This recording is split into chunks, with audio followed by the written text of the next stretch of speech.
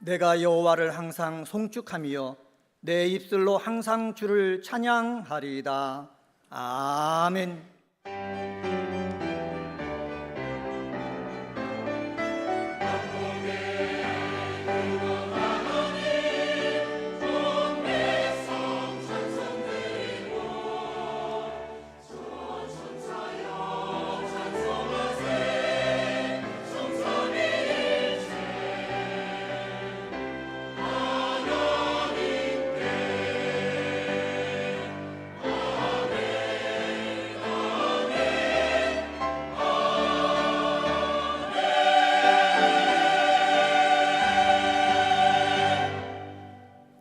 다 같이 찬송가 14장 1절을 부르시겠습니다.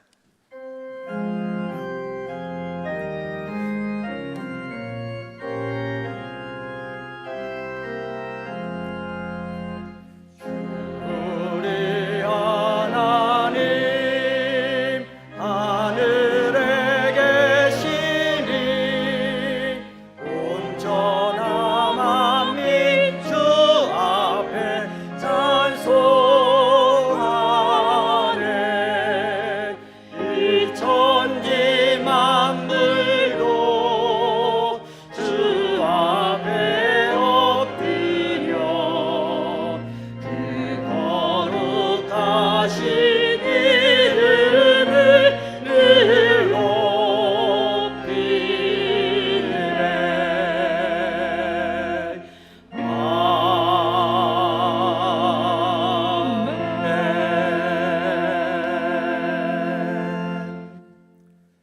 지난 한 주간을 돌이켜보며 간절한 마음으로 참회의 기도를 다 함께 드리겠습니다. 아버지, 나왔습니다.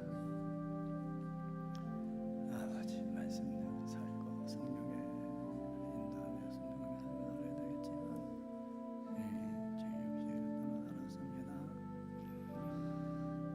아버지,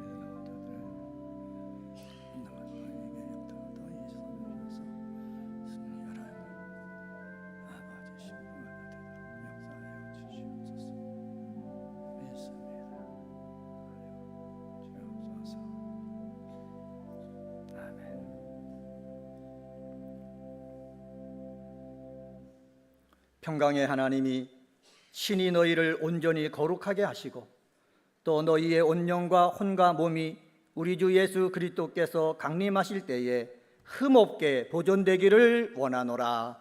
아멘. 성시 교독은 교독문 81번 에베소서 4장입니다.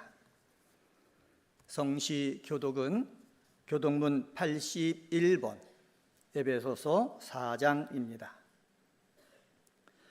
그러므로 주 안에서 갇힌 내가 너희를 권하노니 모든 겸손과 온유로 하고 오래 참음으로 사랑 가운데서 서로 용납하고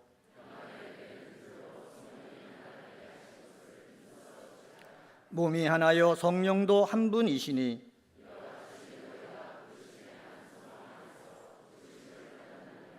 주도 한 분이시요 믿음도 하나요 세례도 하나요 만유 위에 계시고 만유를 통일하시고 만유 가운데 계시도다. 아멘.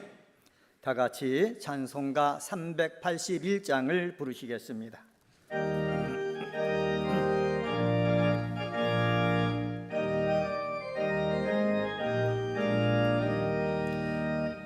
깜깜한 밤 죄의 길에 방황했으나 주 크신 사랑 비칠 때 곧 어둠 떠났네. 사랑의 빛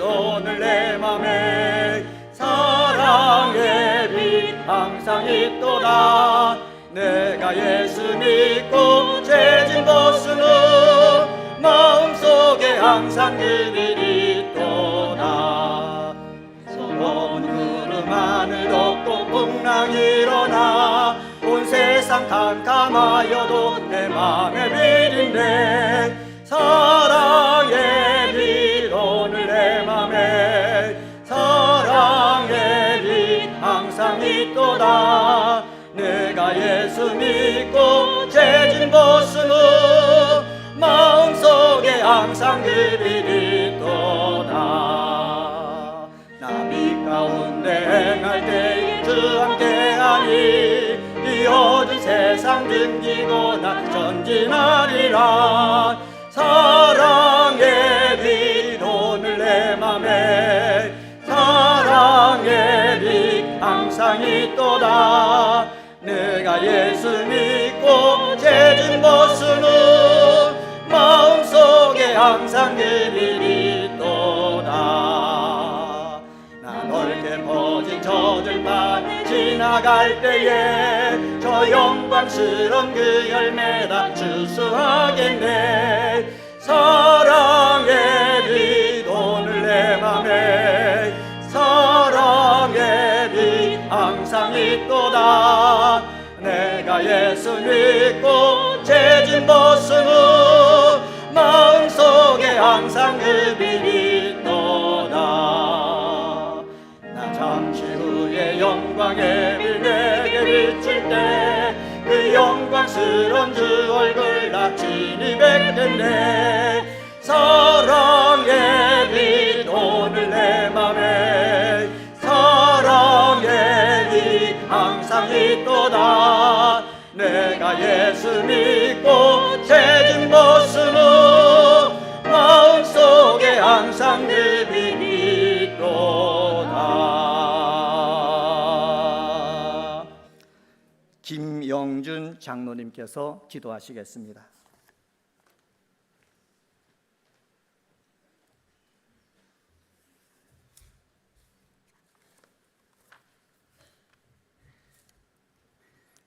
전능하신 아버지 하나님, 어지럽고 혼탁한 세상 가운데에서 저희를 선택하여 불러주시고 하나님을 아버지라 부를 수 있도록 자녀되는 특권 주심을 감사드립니다. 아멘. 하오나 저희들은 지난주 목사님께서 설교하신 말씀으로 열매 맺는 삶, 분별하는 삶, 드러내는 삶으로 빛의 자녀들처럼 살지 못하고 저희들이 아집과 고집만을 주장하며 살았음을 고백하오니 용서하여 주시옵소서. 아멘. 2023년 우리 교회의 기원으로 순종하는 교회, 늘 모이는 교회, 찬송으로 영광 드리는 교회로서 날마다 큰 기쁨이 넘치는 교회 되게 하옵소서. 또한 하나님의 세심한 섭리에 따라 천호동 이 자리에 새로운 성전을 세우시며 전도하라고 명령하신 하나님의 분명한 뜻을 깨닫게 하시고 이 지역에 죽어가는 영혼을 살리는 전도자의 사명자로서 지역사회 복음화에 앞장서는 교회 되게 하옵소서. 은혜의 아버지 하나님, 박재신 목사님을 담임 목사님으로 세워주심을 감사드리오며 건강을 지켜주시고 가정에도 사방으로 평강을 지켜주시옵소서. 목사님과 함께 사역하시는 부목사님께도 동일한 은혜를 주시옵고 강도사님, 전도사님께도 교회학교의 어린 자녀들이 이 나라의 큰 일꾼으로 자라도록 이끄시는 사역자 되게 하옵소서. 하나님께서 택하신 장로님, 권사님, 집사님이 하나님 청지교로서 직분을 잘 감당하여 신앙생활의 모범이 되게 하시며 구역 공동체를 위해 헌신 봉사하는 구역장 건찰님께도 은혜와 축복을 갑절로 불러 주시옵소서. 주여, 나는 애롭고 괴로우니 나에게 은혜를 베푸시고 나를 고난에서 이끌어내어서 말씀하신 다윗의 기도처럼 오직 하나님 은혜만이 우리의 살 길임을 깨닫게 하시옵소서. 여러 가지 질병으로 고통받는 성도들에게 하나님 은사로 치유하게 하시고 경제적으로 힘든 자에게 풍성한 물질을 부어 주시옵소서. 우리의 기도 제목을 세심하게 아시는 하나님 아버지께서 우리가 구하는 것마다 모두 열매 맺게 축복하여 주시옵소서. 캄보디아 단기 선교를 하나님의 은혜 가운데 잘 마치게 하시고 풍성한 선교 열매도 주심에 감사를 드립니다. 그곳에 뿌린 복음의 씨앗이 잘 정착되어서 하나님의 나라가 더욱 확장되게 하시고 함께 사역한 단기 선교사에게 하나님께서 이루와 축복을 주시옵소서. 또한 인도 선교에 하나님께서 함께 하시고 국내 조도 선교도 지속적인 기도와 후원을 통하여 조도 선교 연합회가 더욱 부흥되게 하옵소서. 지금 이 시간에도 미전도 종족을 위해 눈물 뿌리며 기도하고 사역하시는 해외 선교사님께 안전과 건강을 지켜 주시옵소서. 아버지 하나님, 우리나라의 지도자인 대통령과 이정자에게 지혜의 은사를 주시어 복된 나라를 만들게 하시고 자기의 이익을 구하지 아니하고 국민만을 위하여 봉사할 수 있도록 주장하여 주시옵소서. 오늘 저녁 예배 시간에는 치유와 감사 음악회로 준비하였습니다. 거친 세상 삶에 지치고 힘들어하시는 모든 분들이 다 같이 참여하여 위로와 치유받는 시간 되게 하옵소서. 다음 주에 진행되는 세례, 유아 세례, 아동 세례 입교식을 위해 교육과 문답을 잘 준비하게 하시고 예수님이 우리의 구세주임을 입으로 시인하여 하나님 자녀답게 하시는 은혜로운 세례식이 되게 하옵소서. 이제 목사님이 하나님 말씀을 선포하실 때에 말씀의 권능을 7배나 더하여 주시고 성도들은 생명의 말씀을 마음밭에 새기어 새로운 일주일을 살아가는 데 자양분이 되게 하옵소서. 가브리엘 찬양대가 하나님께 찬양으로 영광을 돌리고자 합니다. 찬양을 부르는 자와 듣는 자가 다 같이 은혜 받는 시간 되게 하옵소서. 이 모든 말씀을 지금도 살아계시며 역사하시는 예수님의 이름으로 기도드렸습니다. 아멘.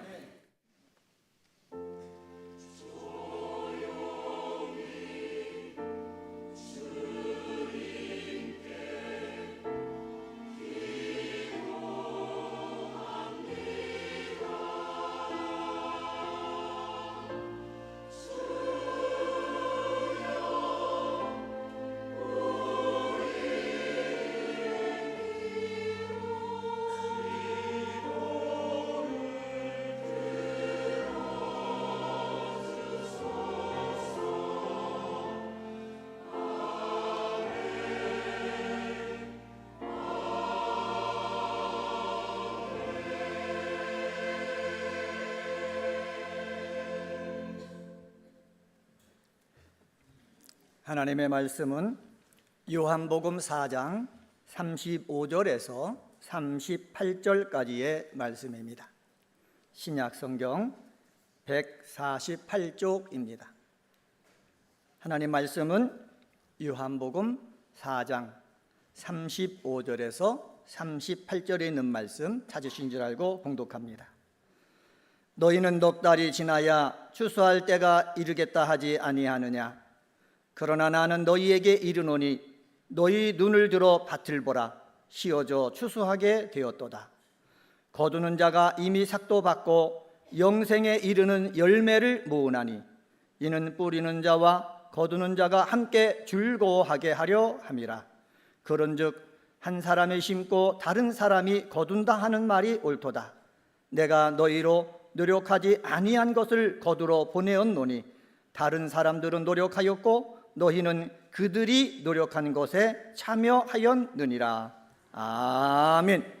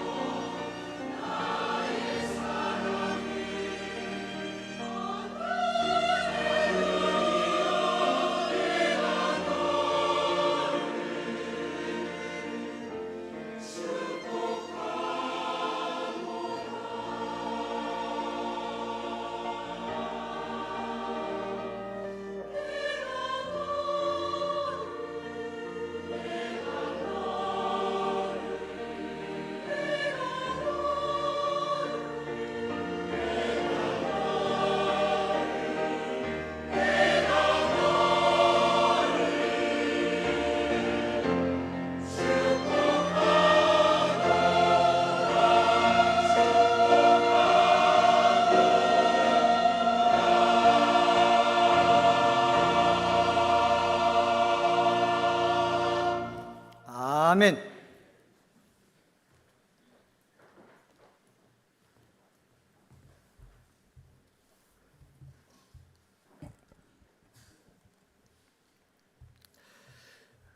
외국을 방문하다 보면 문화의 차이로 당황할 때가 적지 않게 있습니다.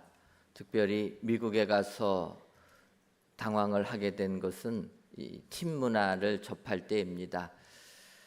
우리나라는 일반적으로 식당에 가서 식사를 하게 되면 가격표에 가격이 나와 있습니다. 그래서 식사 마치고 나갈 때 그 가격만 지불하고 나가면 되는데, 이 미국이라는 나라를 가게 되면 그 나라는 식당에 가격표가 있는데 그 가격표는 세금도 포함되어 있지 않습니다.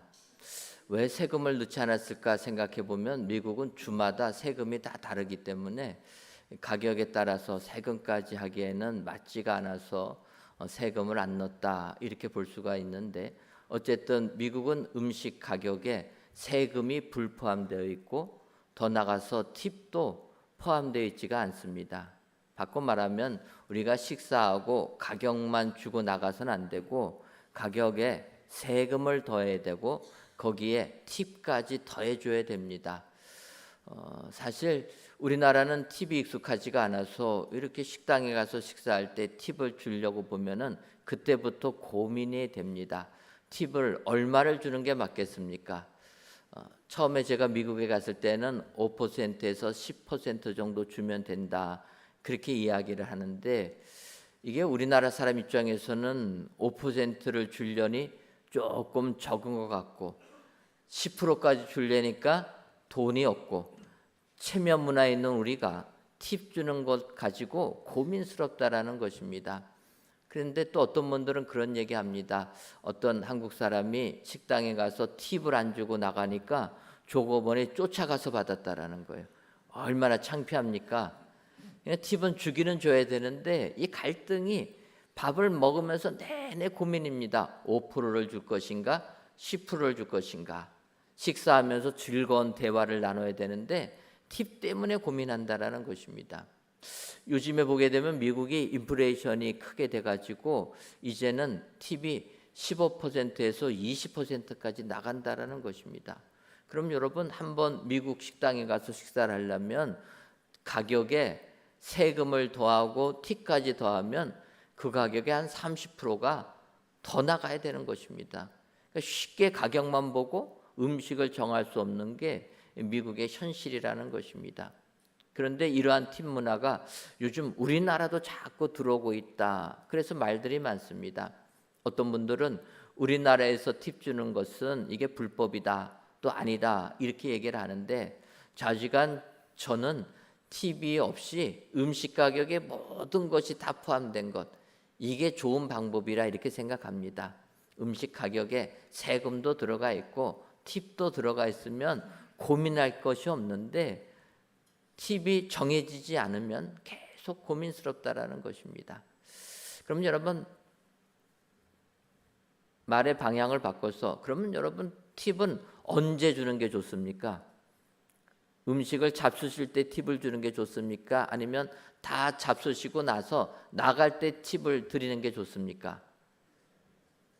우리나라는 팁 문화가 없어서 팁을 드릴 때는 서비스를 받을 때 주는 겁니다. 그때 주면 왜 그때 줍니까?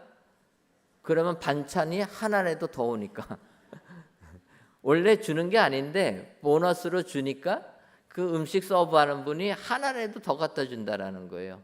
하나라도 더 친절하게 대해주고. 그래서 우리나라는 팁은 바로 음식을 접대 받을 때 줍니다.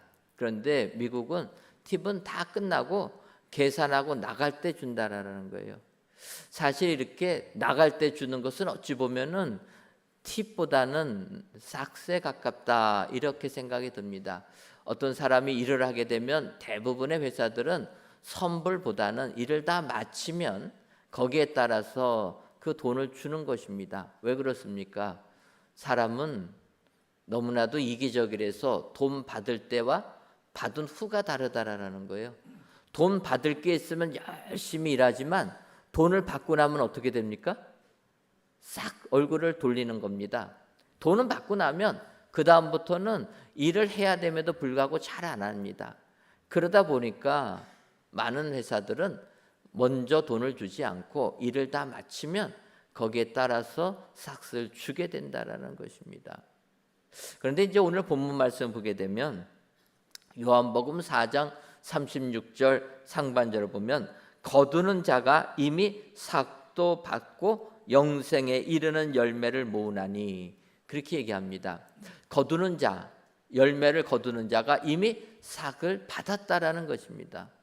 삭을 받아놓고 나서 영생에 이르는 열매를 모은다. 바꿔 말하면 먼저 돈을 받았음에도 불구하고 열심히 영생에 이르는 열매를 모으는 자가 되었다라는 것입니다. 이것이 세상과 달리 주님이 우리들에게 하시는 말씀이라는 것입니다. 여러분, 우리는 아무런 노력 없이 오직 하나님의 은혜로 예수님을 믿음으로 영생의 축복을 받게 된 줄 믿습니다. 하나님의 선물, 보너스 같이 우리는 축복을 받게 된 것입니다. 그러면 이 축복을 받은 데서 끝나면 안 되고 다시금 열매를 모으는 자가 되어야 된다라는 것입니다. 바꿔 말하면 나가서 복음을 전해야 된다라는 것입니다. 이것이 우리 주님께서 우리에게 말씀해 주시는 하나님의 명령이 되는 줄 믿습니다. 본문의 수가성의 여인도 마찬가지입니다. 수가성에서 예수님을 만나자 그 여인이 예수님을 그리스도라 고백을 하고 나서 바로 동네로 돌아가 사람들에게 내가 메시아를 만났다 복음을 전하고 그래서 그들이 주님께로 왔다라는 것입니다. 이것이 진정으로 영생의 열매를 거두는 축복자들이 되게 되는 비결인 줄 믿습니다.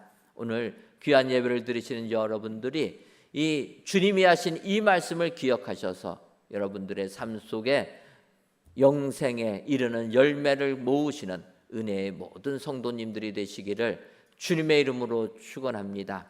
그렇다면은 영생에 이르는 열매를 모으는 사람은 어떤 사람입니까? 먼저는 희어진 밭을 보는 사람입니다.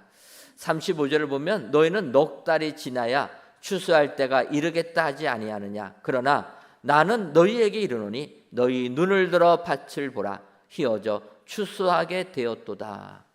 주님이 세상에 살고 있는 우리들, 세상의 시각을 갖고 사는 우리들에게 해주시는 말씀입니다. 너희는 세상에 살면서 세상의 과학에 맞춰 넉 달이 지나야 추수할 때가 됐다라고 이야기하지만 아니라는 것입니다. 영적인 눈을 뜨여 있는 사람은 눈을 들어 밭을 보아서 희어져 추수하게 된 그 밭을 보는 자라는 것입니다. 세상 시각을 버리고 영적인 눈을 가지고 있는 사람, 그런 사람이 영생의 열매를 모으는 축복자들이 되게 될 줄 믿습니다. 하지만 우리는 땅에 살다 보니까 다 땅을 생각하고 땅의 기준 갖고 모든 것을 판단한다라는 것입니다. 예를 들면 다윗이 사울 왕에게 쫓김을 받을 때가 있습니다. 하나님께서 다윗을 기름 부으니까 사울 왕이 그걸 알고 다윗을 죽이려고 하는 것입니다. 다윗이 도망을 가는데 다윗이 엔게디 광야에 도망을 가게 됩니다. 그때 사울 왕이 다윗이 엔게디 광야에 도망갔다라는 소식을 듣고 군사 3,000명을 이끌고 다윗을 잡으러 갑니다. 사울이 다윗을 잡으러 가다 보니까 갑자기 화장실이 가고 싶은 것입니다. 여러분, 이렇게 화장실을 가고 싶으면 어느 곳을 찾겠습니까? 광야에서 화장실 가고 싶을 때 어디를 찾으십니까? 그냥 아무 데나. 화장실이 없는 광야다 보니까 아무 데나 간다. 그럴 수도 있지만 그래도 왕의 체면이 있어서 사울 왕은 아무 데나 가지 않고 굴을 찾았다라는 거예요. 좀 자기를 가릴 수 있는 굴에 들어갔습니다. 그런데 화장실을 가기 위해서 굴에 들어갔는데 그 안에는 누가 있었습니까? 다윗과 그의 부하들이 있었다라는 거예요. 사울 왕은 아무것도 모르고 지금 뒷일을 처리하고 있습니다. 그때 다윗과 그의 부하들이 나눈 대화입니다. 사무엘상 24장 4절을 보면 다윗의 사람들이 이르되 보소서 여호와께서 당신에게 이르시기를 내가 원수를 내 손에 넘기리니 내 생각에 좋은 대로 그에게 행하라 하시더니 이것이 그날이니이다 하니 다윗이 일어나서 사울의 겉옷자락을 가만히 베니라. 그렇게 말씀하고 있다라는 것입니다.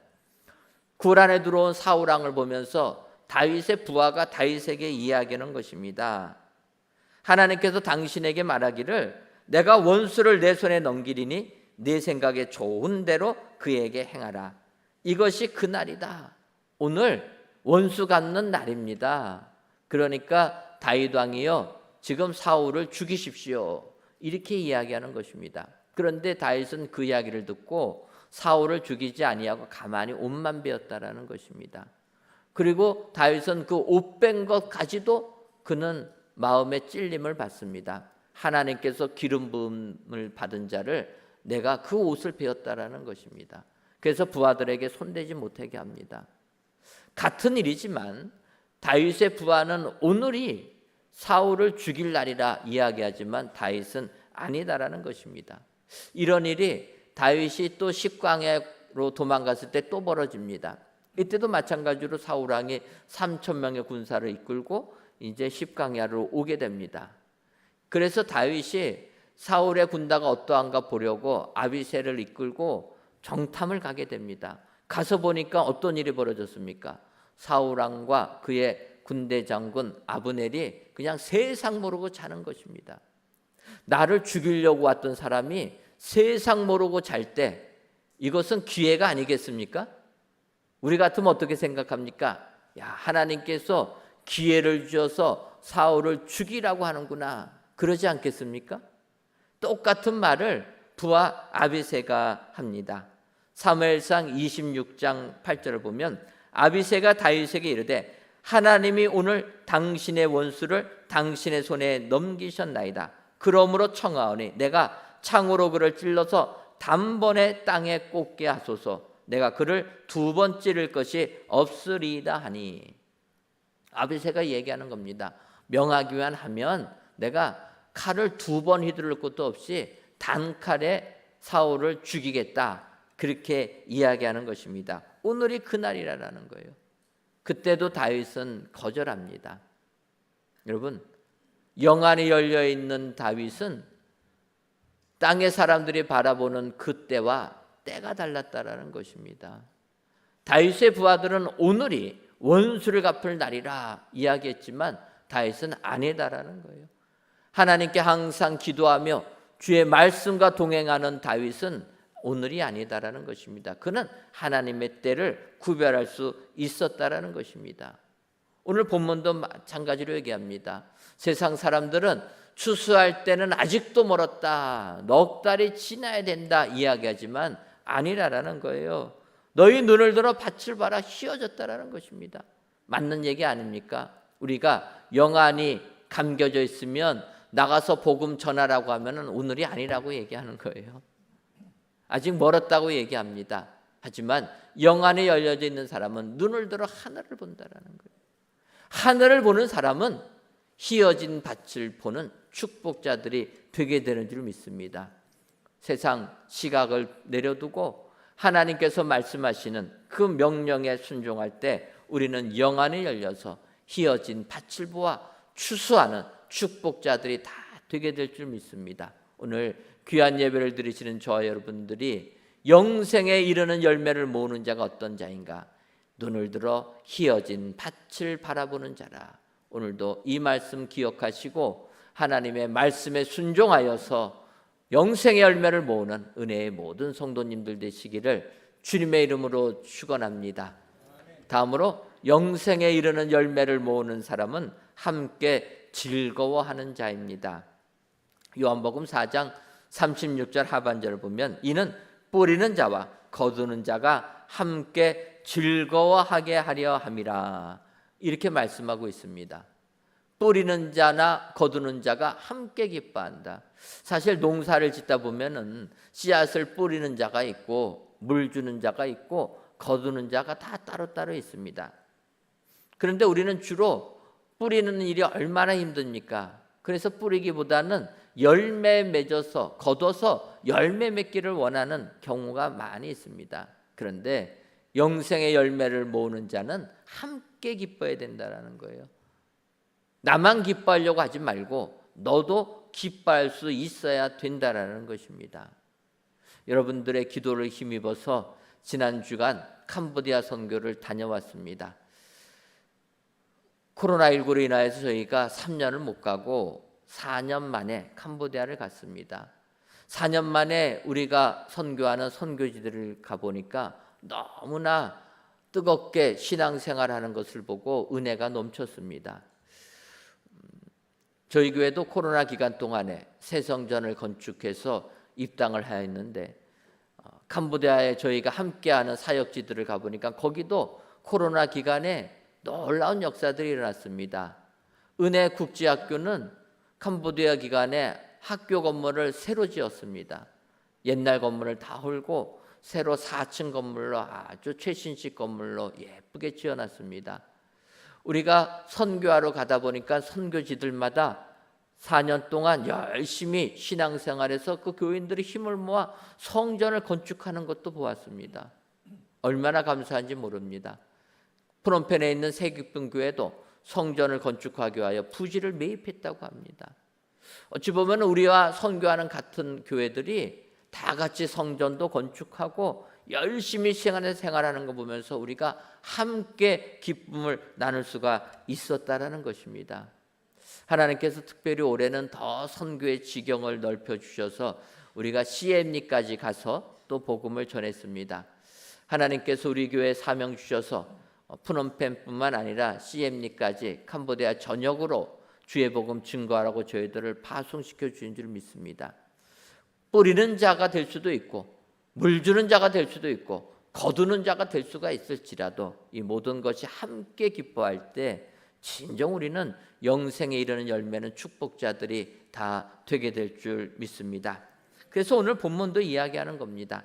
영생에 이르는 열매를 모으는 자가 되려면 어느 역할을 맡았는가가 중요한 것이 아니라 함께 열매를 모으는 것, 이것이 더 중요하다라는 것입니다.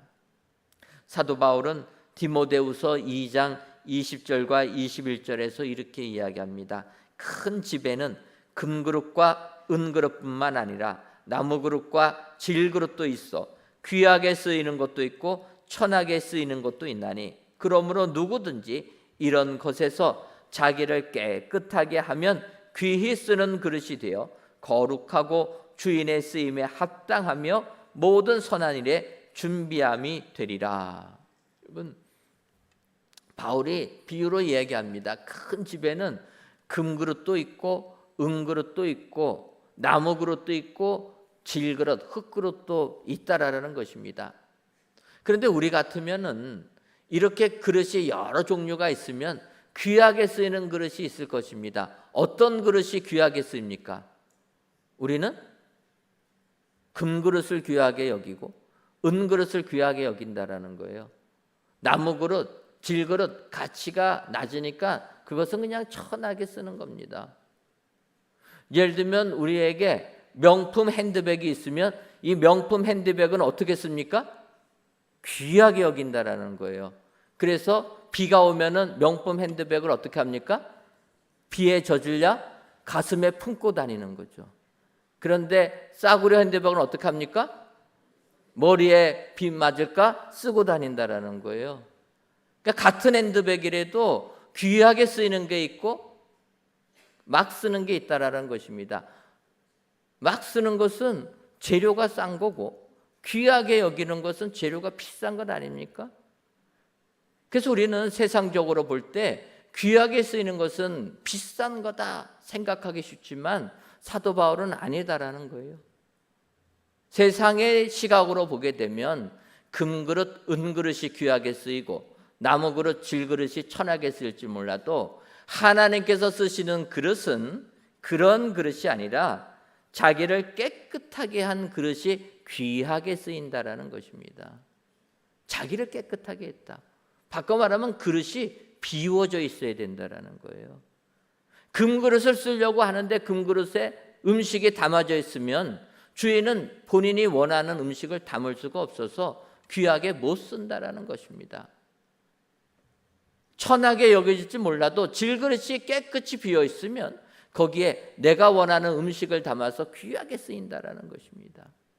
이것이 우리의 영적인 삶도 마찬가지라는 것입니다. 우리는 우리의 생각을 가지고 너는 귀하고 너는 귀하지 않다 여길지 몰라도 하나님의 눈에는 그것이 귀한 것이 아니라 자기를 깨끗하게 비운 사람, 주님이 말씀하시면 그 말씀에 내 생각을 다 버리고 주의 뜻에 순종하게끔 깨끗하게 만든 사람, 그 사람이 쓰임받는 사람이 되게 된다라는 것입니다.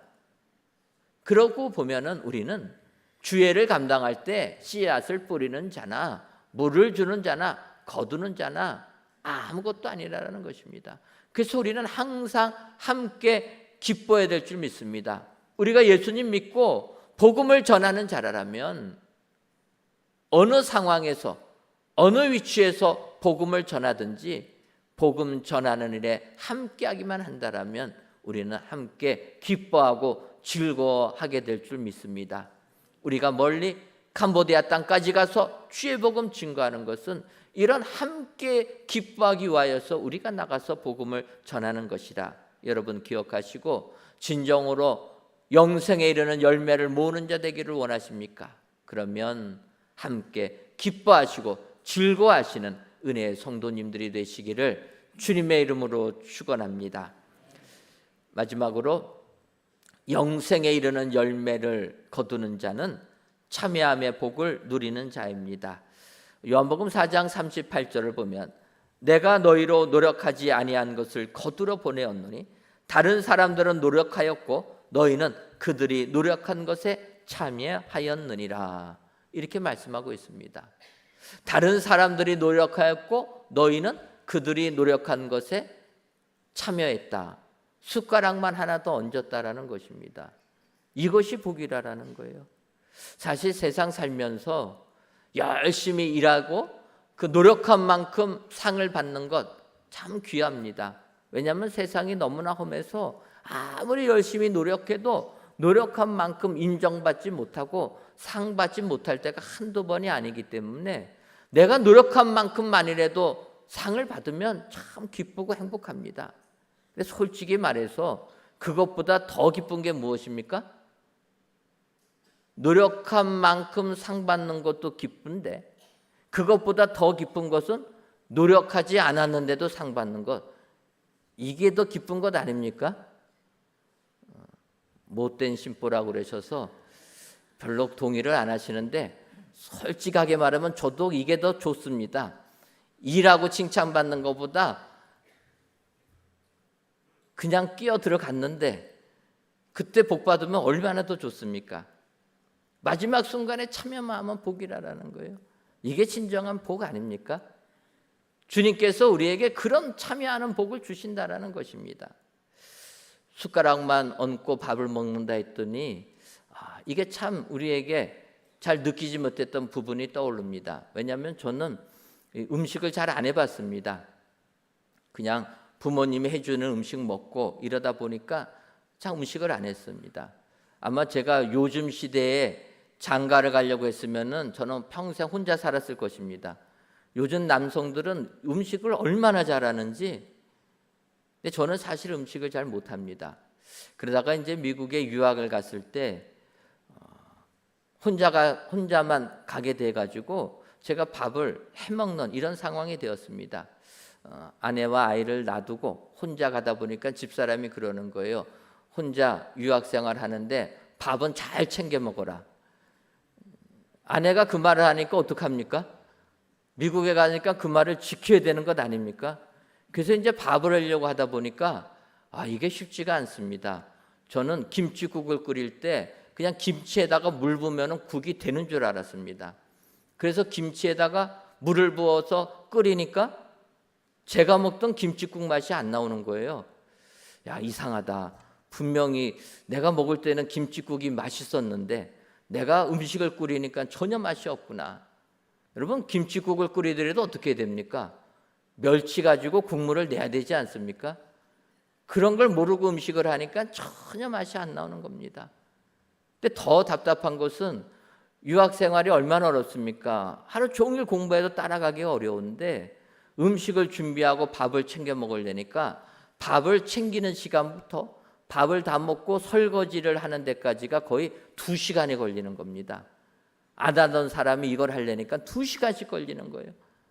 정말 힘들었습니다. 그때 제가 느낀 거예요. 야, 밥이 한 상이 차려지기까지 수고하는 사람이 너무나 많구나.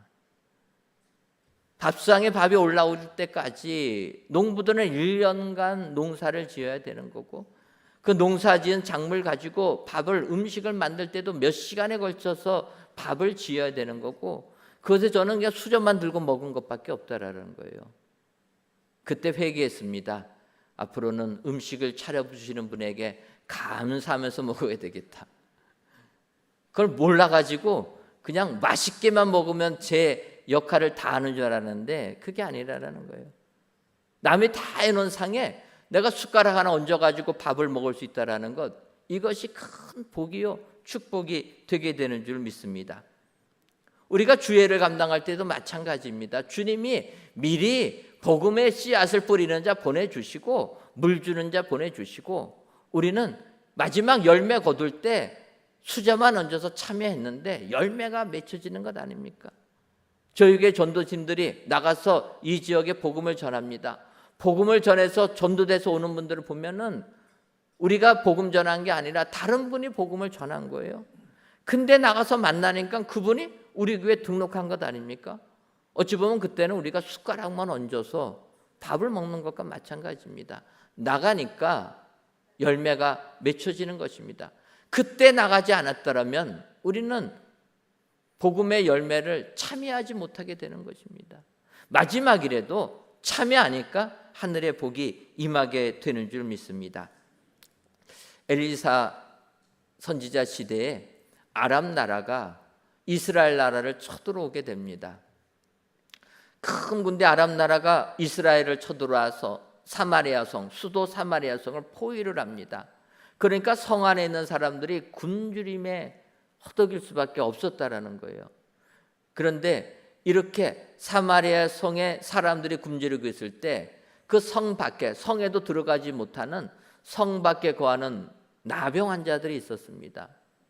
그러다 보니까 나병 환자들은 정말 먹을 것이 없는 겁니다.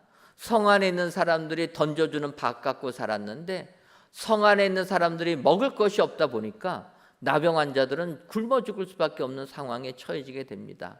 그러니까 나병 환자들이 이야기합니다. 우리가 이래 죽으나 저래 죽으나 죽는 건 마찬가지니까 아예 차라리 아람 군대에 가서 항복을 하자. 그러면 혹시라도 목숨은 살려주지 않겠냐. 그리고 4명의 나병 환자가 아람 군대 진을 찾아 들어가게 됩니다. 그런데 그 진에 가보니까 놀라운 상황을 보게 됩니다. 그것은 아람 군인이 없는 겁니다. 진은 그대로 다 쳐져 있고 음식도 다 있고 금은 보화도 다 있는데 사람만 없는 겁니다. 전날에 하나님께서 아람 군대에게 큰 병마 소리를 듣게 해가지고 그들이 무서워서 다 도망친 겁니다. 그 상황에 나병 환자가 가니까 아무도 없는 거예요. 그들이 얼마나 허기졌습니까? 그래서 열심히 아람 군대의 국량미 그 음식을 먹었습니다. 배부릅니다. 보고 나니까 또 금은보화가 있는 거예요. 야, 이거 가지고 우리가 남은 생도 살아야 되겠다. 금은보화를 다 챙깁니다. 배불리 먹고 금은보화까지 다 얻고 나니까 그제서야 그들에게 한 가지 생각이 떠오릅니다. 그 떠오른 생각은 열왕기하 7장 9절을 보면 나병 환자들이 그 친구들에게 서로 말하되 우리가 이렇게 해서는 아니 되겠도다. 오늘은 아름다운 소식이 있는 날이거늘 우리가 침묵하고 있도다. 만일 밝은 아침까지 기다리면 벌이 우리에게 미칠지니 이제 떠나 왕궁에 가서 알리자 하고, 나병 환자들이 음식을 먹고 보물을 챙긴 다음에 보니까 우리만 좋아해서는 안 된다라는 거예요. 아무 노력하지 않았지만 아람진에 가니까 먹을 것이 있고 보물이 있습니다. 그거 다 챙기고 나니까 이래 가지고는 안 되겠다. 오늘은 아름다운 소식이 있는 날인데 우리가 내 것만 챙기고 있다라는 거예요. 이러지 말고 빨리 굶주린 사마리아 성에 가서 알려서 사마리아 백성들에게 양식을 줘야 되겠다. 그래서 그들이 사마리아 성으로 갔다라는 것입니다.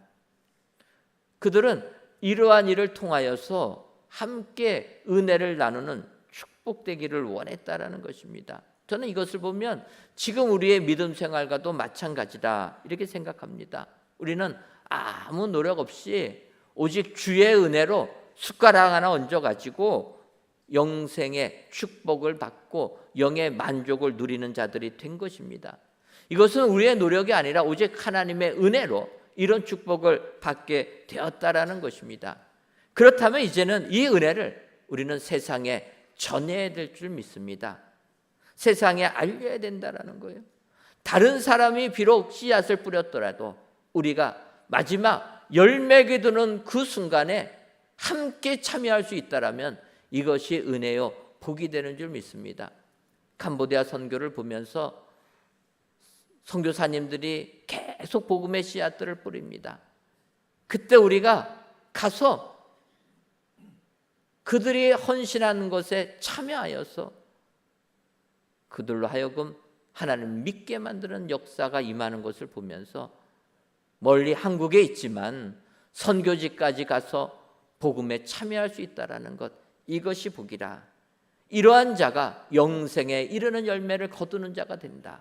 여러분 기억하시고 오늘도 이 말씀대로 영생에 이르는 열매를 모는 자, 참여하는 은혜를 받는 자라 기억하시고 복음 증거하는 일에 동참하셔서 오늘도 하나님의 축복을 받아 누리시는 은혜의 성도님들이 되시기를 주님의 이름으로 축원합니다. 기도하겠습니다. 하나님, 아무리 무더운 더위가 기승을 부려도 결코 시간의 흐름을 거스를 듯 없으시 오늘 이 시간 성전에서 또는 각 예배 초소에서 귀한 예배를 드리게 하시니 감사합니다. 영생에 이르는 열매를 모는 자라 귀한 말씀을 주었사오니 우리 모두가 영생에 이르는 열매를 모으는 자들 되게 하여 주옵소서. 그러기 위하여서 먼저 희어진 밭을 보는 자가 되게 하시고 함께 즐거워하는 자도 되게 하시며 참여함의 복도 누리게 하셔서 영생의 열매를 모아 우리 주님께 칭찬을 받는 우리 모두가 되게 하여 주옵소서. 예수님의 이름으로 기도하옵나이다. 아멘.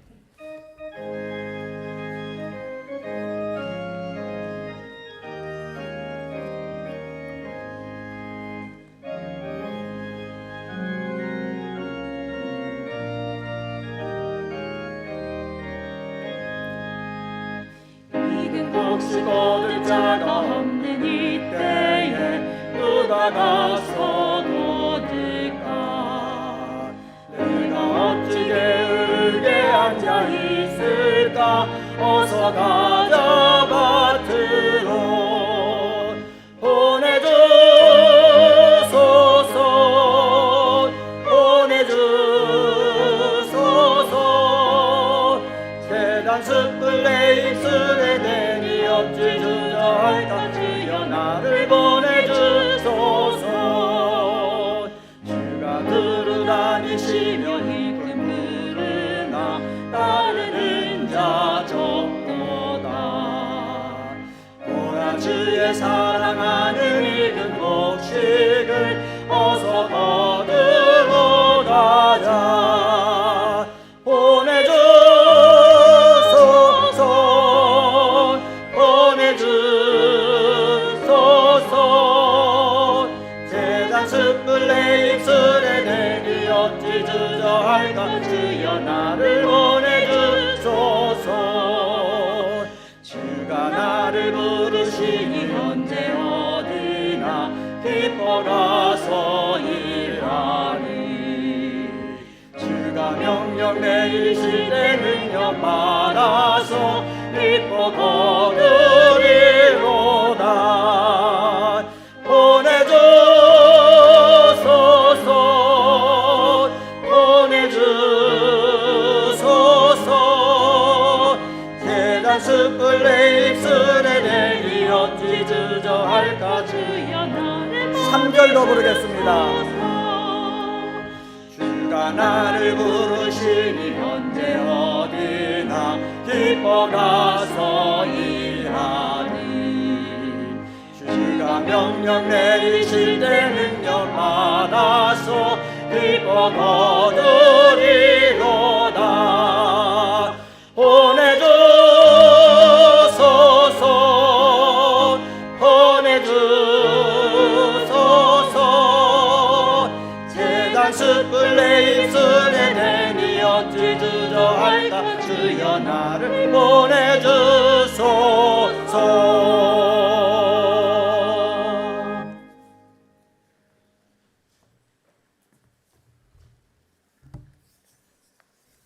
하나님, 이 시간 하나님은 영이시니 예배하는 자가 영과 진리로 예배할지니라는 요한복음의 말씀을 의지하여 영이신 하나님께 귀한 예물들을 바칩니다. 드려지는 이 모든 예물들을 흠양하여 주시고 드리는 손길마다 진정한 예배자들이 다 되게 하여 주옵소서. 먼저는 하나님은 영이심을 인정하고 우리의 마음을 보이지 아니한 하나님께 다 내어놓는 저희들 되게 하여 주옵소서. 그리하여 영과 진리로 예배하는 우리에게 하나님께서 채워주시고 갚아주시는 은총이 풍성하게 임하게 주셔서 세상 기쁨으로 살아가는 우리 모두가 되게 하여 주옵소서. 하나님, 이 민족과 온 세상을 긍휼히 여겨 주셔서 평화롭고 안전한 세상 되게 하여 주옵소서. 그러기 위하여 먼저 온 인류가 진정으로 하나님만을 믿게 하여 주셔서 온 세상이 하나님의 통치를 받는 은혜 충만한 세상 되게 하여 주옵소서. 예수님의 이름으로 기도하옵나이다. 아멘. 이 시간 말씀을 생각하시면서 옆에 분들과 인사 나누도록 하겠습니다. 눈을 들어 희어진 밭을 봅시다. 한 번 더 인사하도록 하겠습니다. 참여하며 복도 누립시다. 그리하셔서 영생에 이르는 열매를 모으는 은혜의 모든 성도님들 되시기를 주님의 이름으로 축원합니다. 오늘 저희 교회 등록하신 분 계십니다. 잠깐 자리에서 일어서 주시면 저희가 박수로 환영하도록 하겠습니다. 감사합니다. 네, 감사합니다. 자리에 앉아주시고 끝나시면 저를 만나주시면 감사하겠습니다. 교회 소식입니다. 오늘 저녁은 세상 거친 삶에 지치신 모든 분들을 초청하여 위로하는 치유와 감사 음악회로 진행됩니다. 작년에 첫 회를 하였고 올해 두 번째를 맞이하고 있습니다. 여러분 귀한 시간 우리의 이웃들 많이 초청하셔서 오늘 저녁에 진정으로 하나님 주시는 치유와 은혜가 넘쳐나시기를 바랍니다. 나가시다 보면 로비에 초청장들도 있습니다. 우리 이웃들 초청장 주시고 또 오늘 저녁에 초대해 주시면 감사하겠습니다. 세례 유아 세례 아동 세례 입교식이 다음 주일 저녁 예배 시간에 있습니다. 교육과 문답이 오늘과 다음 주에 있으니까 여러분들 기억하시고 이 모든 교육에 참여해 주시면 감사하겠습니다. 2024년도 캄보디아 단기 선교를 하나님의 은혜 가운데 잘 마쳤습니다. 기도와 물질로 후원해 주신 모든 분들께 감사를 드리고 코로나 기간을 못 가다가 4년 만에 처음 갔는데 우리가 선교하는 많은 선교지들이 더욱더 부흥 성장한 것을 직접 눈으로 볼 수가 있었습니다. 여러분 기억하시고 또 내년도 캄보디아 선교를 위해서 기도해 주셔서 정말 저희가 복음을 증거할 때마다 하나님의 나라가 확장되는 축복이 임할 수 있도록 꼭 기도해 주시면 감사하겠습니다. 2023년도 하반기 교사대학을 8월 31일 목요일부터 9월 21일 목요일까지 매주 목요일 진행합니다. 교학교 교사와 학부모님들의 많은 참여를 바랍니다. 이 학기 성경학교가 다음 주일 개강합니다. 백석총회 설립 45주년 기념대회가 9월 9일 토요일 오후 1시부터 4시까지 진행됩니다. 총회에서 이 기념대회를 통해서 우리 교회 찬양대도 부탁하고 차량 봉사도 부탁하고 또 많이 참여해 줄 것을 부탁합니다. 여러분 기억하시고 그날만큼 많은 시간을 꼭 내주셔서 우리 교회가 속한 교단 설립 45주년 기념 대회를 할 때 함께 해주시고 우리 교단에 이 정도로 위상이 많이 성장됐구나 함께 기뻐해 주시는 귀한 시간 되시기를 바랍니다. 주일 예배 시 입차 출차 시간을 안내해 드립니다. 여러분 주보를 보시면 주차관리 협조문이 있습니다. 보시고 아시는 것처럼 여기가 재개발되는 과정이 있다 보니까 도로도 아직 완성이 안 되어 있고 주차장도 완성이 안 되어 있습니다. 그래서 항상 오고 가면서 꼬이고 있는데 이 시간표를 보시고 3부 같은 경우에는 10시 15분 이후에 차량을 가지고 주차장으로 들어와 주시면 감사하겠습니다. 너무 일찍 들어오면 2부 예배 끝나고 나가시는 분들하고 들어오시는 분들이 꼬이게 돼가지고 굉장히 많은 아픔이 있습니다. 여러분 기억해 주시고 시간표를 가지고 예배로 오실 때는 꼭 이 시간을 맞춰 주셔서 우리 주차장에 대주시면 감사하겠습니다. 해공체육센터나 영림내과 주차장은 상관이 없으니까 혹시라도 그 시간보다 먼저 오시는 분들은 영림내과 주차장을 이용해 주시면 감사하겠습니다. 또 차량 봉사자들이 부족하니까 차량 봉사도 많이 신청해 주시면 감사하겠습니다. 나머지 광고는 주보를 참고해 주시기 바랍니다. 다 같이 찬송가 27장 4절을 부르시겠습니다.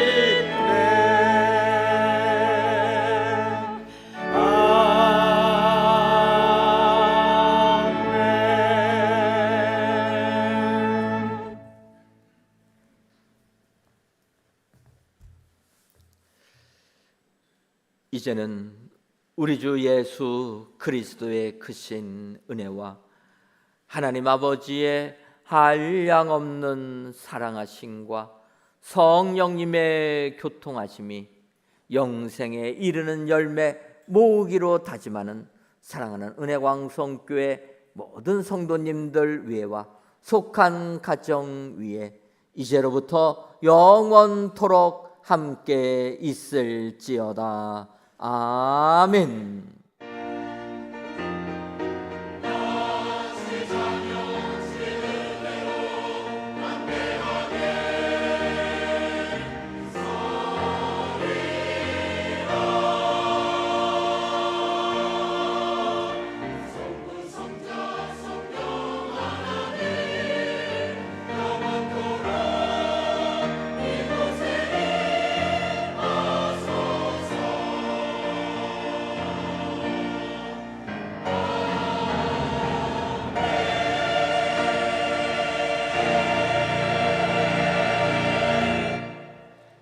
열매 맺는 믿음으로 나아가 하나님의 축복받는 성도님들 되시길 기도드립니다. 안녕히 돌아가십시오.